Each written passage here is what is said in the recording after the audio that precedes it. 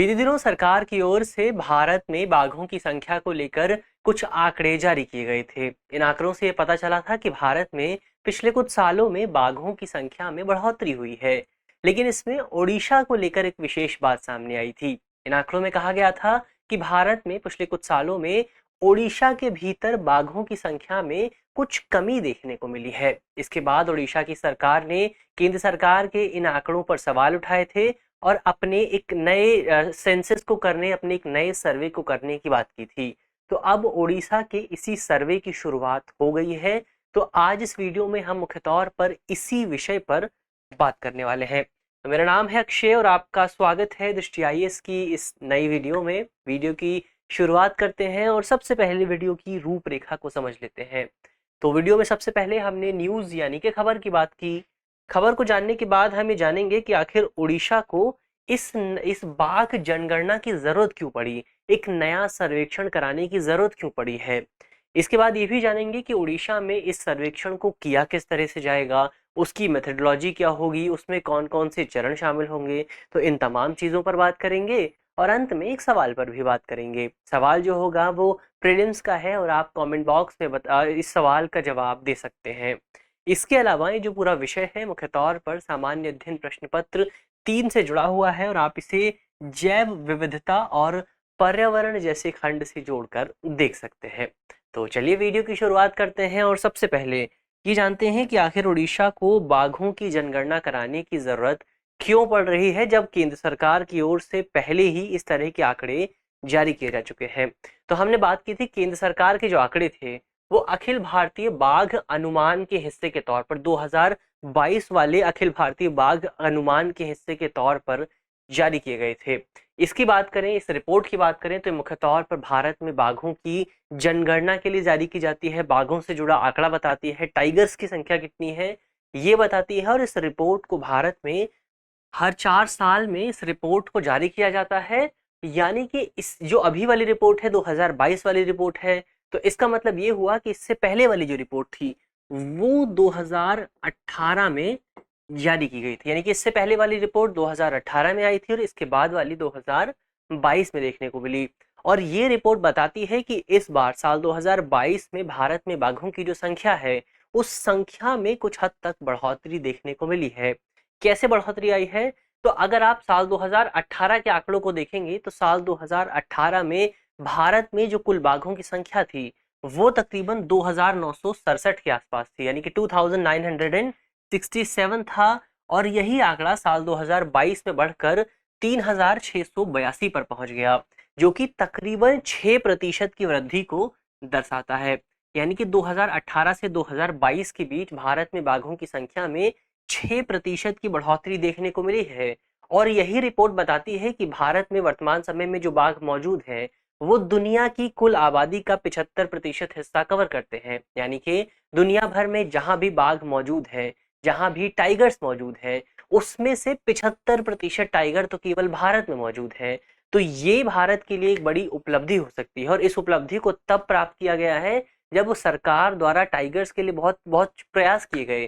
जैसे सरकार ने प्रोजेक्ट टाइगर की शुरुआत की थी भारत में टाइगर्स की संख्या को बढ़ाने के लिए। तो ये तो इस पूरी रिपोर्ट की बात हुई, भारत में टाइगर्स की संख्या की बात हुई। लेकिन इस रिपोर्ट में ओडिशा के बारे में बहुत बेहतर स्थिति नहीं बताई गई है।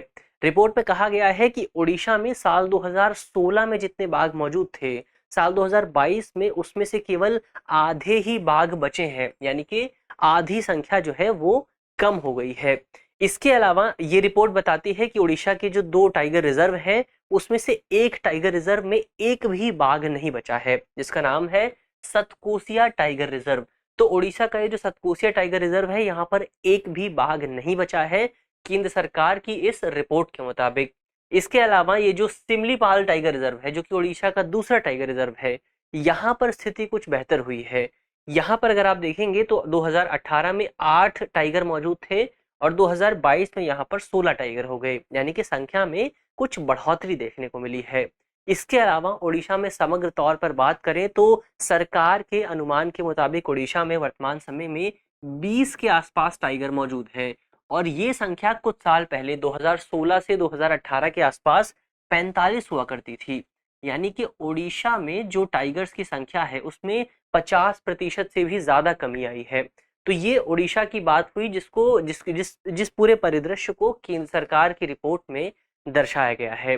लेकिन ओडिशा सरकार की ओर से केंद्र सरकार की इस रिपोर्ट को खारिज कर दिया गया है। ओडिशा सरकार का कहना है कि केंद्र सरकार ने इस पर गलत मेथोडोलॉजी का इस्तेमाल किया, गलत सिस्टम का इस्तेमाल किया गया, जिस गलत सिस्टम की वजह से ओडिशा में बाघों की संख्या कम हो गई है। यानी ओडिशा की सरकार का कहना है कि वर्तमान समय में ओडिशा में बाघों की संख्या ज्यादा है, लेकिन इस रिपोर्ट में कम बताई गई है। और क्या कहा है ओडिशा की सरकार ने? तो ओडिशा की संख्या सरकार ने कहा है कि गणना सही से नहीं की गई है। जैसे कि इस पूरी गणना को करने के लिए जो कैमरा ट्रैप इस्तेमाल किए गए थे, जो कैमराज इस्तेमाल किए गए, वो उड़ीसा में बहुत कम लगाए गए।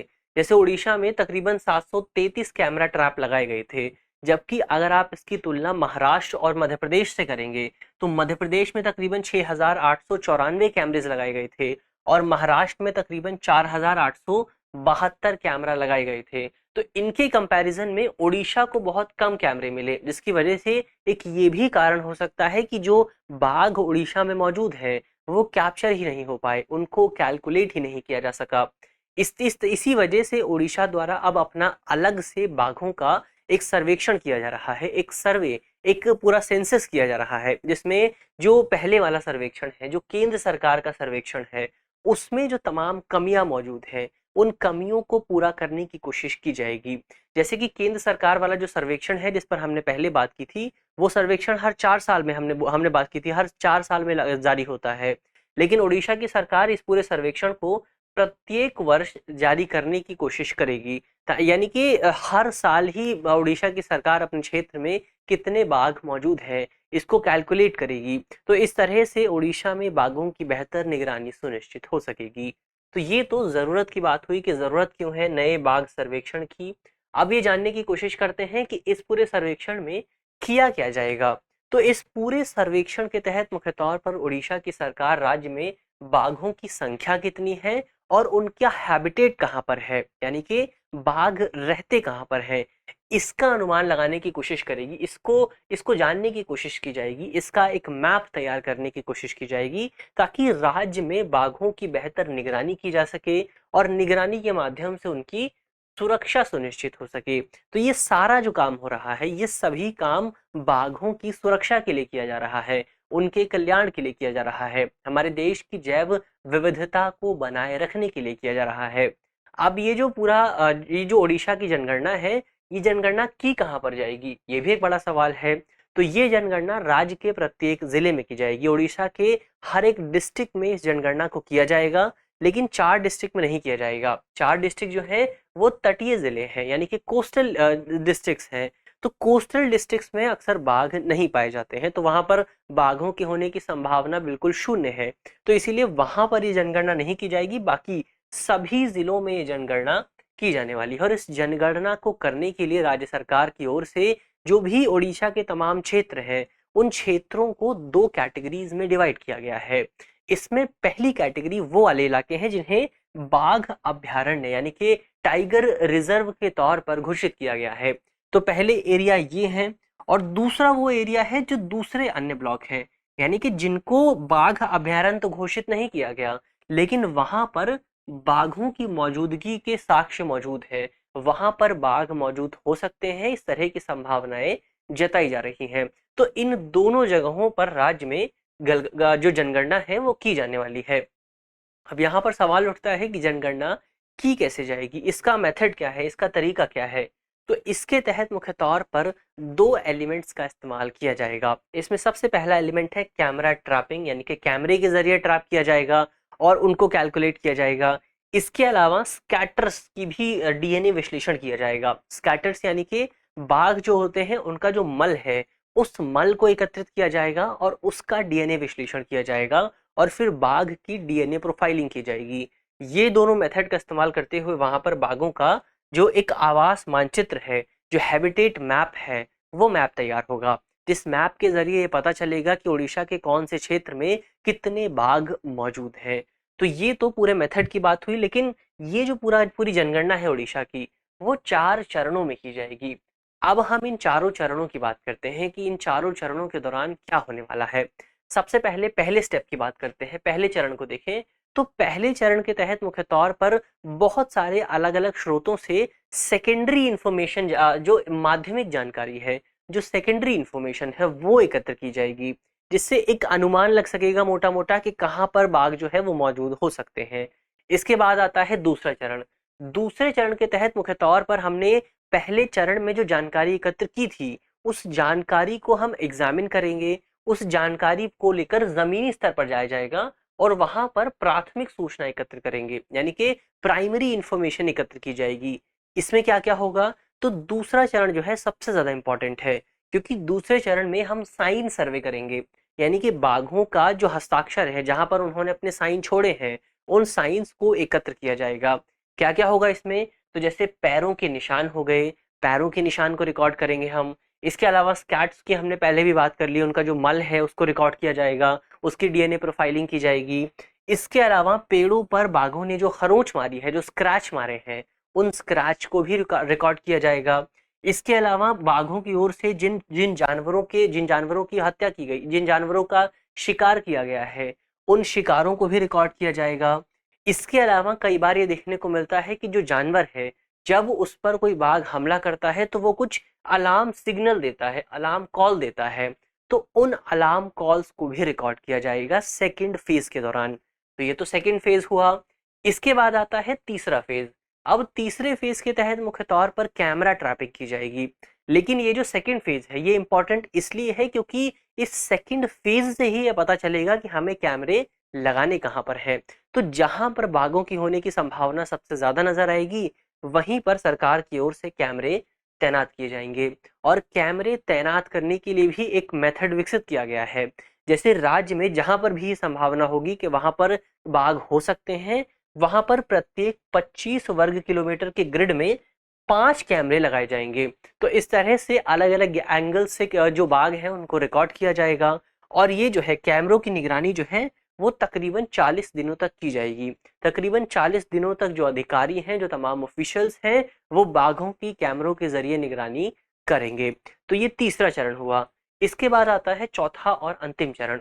चौथे और अंतिम चरण में मुख्य तौर पर हमने तीनों चरणों के जरिए जो जानकारी एकत्र की है, खासतौर पर यहाँ पर ये साइंस सर्वेक्षण के जरिए और कैमरे की तैनाती के जरिए, इनसे हमें जो इन्फॉर्मेशन मिली है, इन दोनों इन्फॉर्मेशन का इस्तेमाल किया जाएगा और उस इन्फॉर्मेशन के माध्यम से राज्य में डेटा का विश्लेषण होगा और उस डेटा का विश्लेषण करके हम राज्य में बाघों की संख्या को पता लगाने की कोशिश करेंगे, उनकी प्रोफाइलिंग करने की कोशिश करेंगे, उनसे रिलेटेड एक मैप तैयार करने की कोशिश की जाएगी।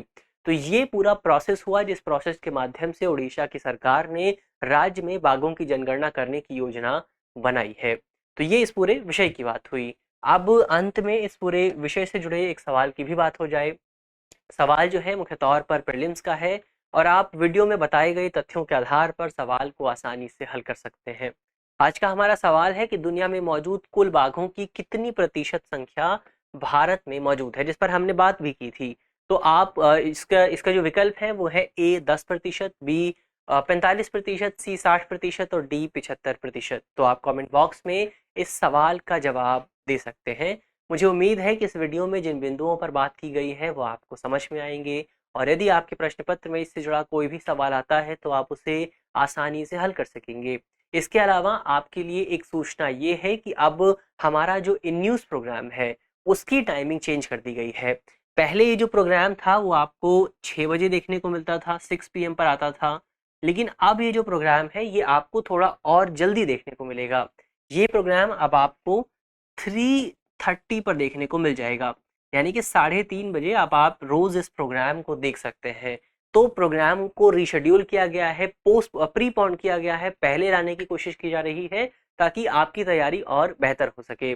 तो ये मुख्य तौर पर आपके लिए घोषणा थी। इसके अलावा एक घोषणा और है, एक बातचीत और है कि हमारी ओर से एक नया प्रोग्राम शुरू किया गया है अखबार को लेकर, जिसमें द हिंदू जो अखबार है, जो कि यूपीएससी की तैयारी के लिए बहुत ज़्यादा इंपॉर्टेंट माना जाता है, उस पूरे अखबार में एक दिन की जो ज़रूरी खबरें हैं उन खबरों का हम विश्लेषण करते हैं। रोज़ सुबह 9 बजे लाइव वीडियो आती है, तो आप रोज़ सुबह 9 बजे उस वीडियो से जुड़ सकते हैं और द हिंदू जो अखबार है उस अखबार की तमाम ज़रूरी खबरों को समझ सकते हैं। तो हम न केवल खबरों का विश्लेषण करते हैं, बल्कि उनके बैकग्राउंड को भी जानने की कोशिश करते हैं। इसके अलावा उसमें मेंस और प्रीलिम्स के लिहाज से 2 सेगमेंट भी जोड़े गए हैं, तो दोनों ही सेगमेंट आपके लिए बहुत ज़्यादा इम्पोर्टेंट हो सकते हैं। तो ये तो रही आज की वीडियो मुख्य तौर पर। इसके अलावा यदि आप इस वीडियो की पीडीएफ चाहते हैं, तो इसकी पीडीएफ आपको हमारे टेलीग्राम ग्रुप पर मिल जाएगी, और टेलीग्राम ग्रुप का जो लिंक है वो वीडियो के डिस्क्रिप्शन में होगा। तो ग्रुप से जुड़ना बिल्कुल भी ना भूलें। मिलते हैं आपसे अगले वीडियो में, तब तक के लिए धन्यवाद।